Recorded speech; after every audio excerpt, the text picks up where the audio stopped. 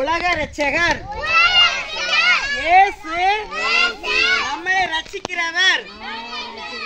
இயேசு பாவங்களை மன்னிக்கிறவர்.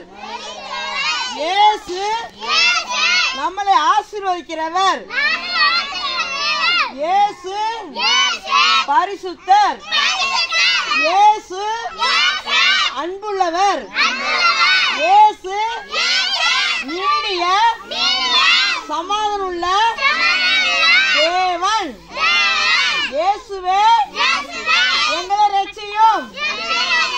இயேசுவே எங்களை ஆசீர்வதிங்க. எல்லா தீங்குக்கும் விலக்கி எங்களை காப்பாற்றும். இயேசுவின் நாமத்தில் ஜெபிக்கிறோம் நல்ல பிதாவே.